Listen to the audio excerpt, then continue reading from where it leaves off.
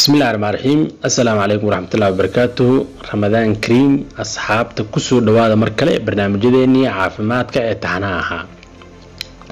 إن شاء الله ما أنتو حنك حلنا حنونك أما عذرك بروكيتدا أما برونكايتس وحلو يقع كاس أو أصيبا أما كدعا حبديسك نيف مرينكا إن شاء الله وحن شيء دونا حنون كان وحوي هاي وحسب على مدها جارك لو قرطو دتك أنت بدل متقانا أو كدعا أما أو كبدي هاي سيدو كلام متقانا وحن شيء دونا سيد لو داوي وقدام بين وحن شرح دونا وعيقولين كأدن عذر كان إن شاء الله كسور دوادا مركلة برنامج كينا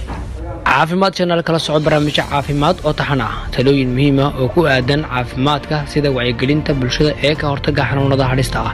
iyo daaweyntooda kala socod caafimaad channel maalmaha sabtida talaadada iyo maalinta jimcaha waxa barnaamijka idin soo gudbin doono Dr. Timotila fadlan subscribe sa channelkeena haddii aad ku cusub tahay sidoo kale muuqaalada aan soo gelino like saar waana ku mahadsantiin daawashada muuqaalada aan soo gelino mahadsanidin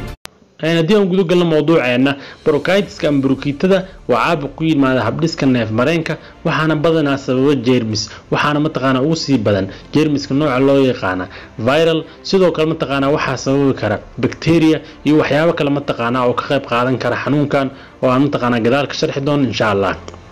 balse marka hore waxa mataqaana gudo galeena qaybaha bronkitada ee leedahay waxa loo qaybiyaa labo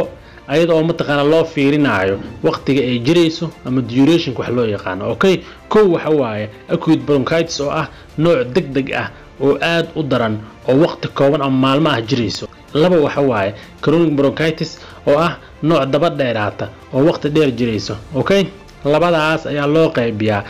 haddii aan mataqaana ku hormarno nooca acute ama degdeg ah ama daran ee koowaad waxa la dhahaa acute bronchitis marka noocan koowaad waxa ugu badan ee sababa waxa loo yaqaan viral waa jeermis mataqaana sababa caabuqa waxaana u sii badan viralka nooca mataqaana sababa hergebka okay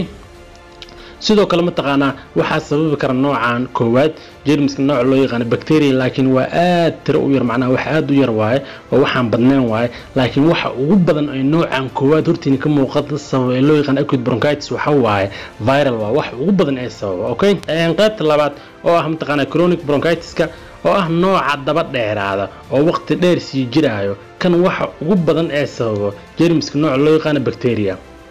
okay sidoo kale mataqaana waxa mararka qaar sababi kara haddii kan koowaad ee acute bronchitis ka uu soo laabto oo sameeyo wax loo yaqaan mataqaana recurrence midkan labaad mataqaana ayuu keeni karaa marka laba oo kala qaadno waxaan dhahnay nooca koowaad oo degdeg ah oo daran iyo nooca labaad oo daba dheeraad waqti dheer jira marka nooca koowaad wax ugu badan oo sabab waxaan dhahnay waa viral nooca labaad mataqaana waxa ugu badan ee sabab waxaan dhahnay waa bacteria okay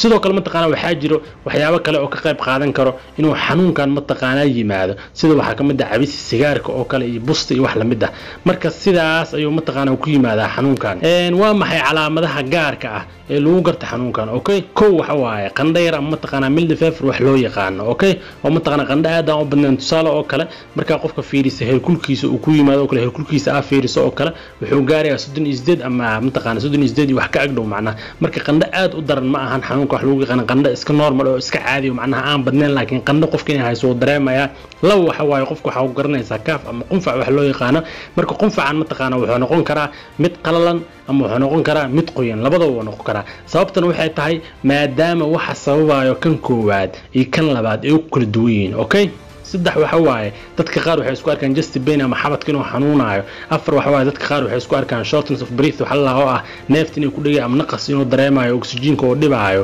shan waxa waaye dadka qaar waxay isku arkaan madax xanuun mataqaana marka shantaas calaamad ayaa lagu gartaa cudurka ama qaar kamid ah qofka inuu isku arka okay marka si aad u xaqiijiso waxa sababay haddii aad mataqaana isku aragto shantii calaamad oo aan soo sheegnay ama qaar kamid ah waa inaad si degdeg ah mataqaana dhakhtar ula xiriirtaa si loo xaqiijiyo waxa sababay kadib mataqaana lagu siiyo daawada kugu haboon okay ugu dambeyn mataqaana waxaan si gaar ah u dardaarmayaa saddex nooc oo dad kamid ah كو وحواي دتك دفاع جيركودا هوسيو سيده دتك قاوم تقانا عذورده HIV دتك قاوم تقانا TB ama dadka ma taqaana qabo cudurrada difaaca jirka hoos u dhig oo idil maadaama ay yihiin dad u nugul xanuunkan inay ma taqaana ka taxadiraan hadii ay ma taqaana calaamadahan aan soo sheegnay isku arkaan xaaladooda ma taqaana ay ka sii dareyso inay dhakhtar la xiriiraan ma taqaana si loo xaqiijiyo loona daaweeyo cudurka okay laba waxa waaye waxaan la dardaamayaa dadka waayeelada ah oo ma taqaana 60 sano wixii ka badan da'dooda ay tahay okay hadii ma taqaana ayaga ma taqaana lagu arko calaamadaha cudurkan in dhakhtar ma taqaana la geeyo hadii xanuunkooda ka sii daraayo okay saddex waxa waaye ilmaha aad ku yar ayagana ma taqaana waa in waalidkooda ku dadaalo oo ka taxadiro oo hadii ma taqaana calaamadaha aan soo sheegin lagu arko si degdeg ah ma taqaana xarun caafimaad loo geeyo marka saddexdaas group oo dadka kamid ah ayagana waa in si gaar ah looga taxadiraa insha Allah maanta cashirkan intaas ku eegay wixii su'aalaha qabtaan comment inoo reebo. Assalaamu alaykum wa rahmatullahi wa barakaatuh.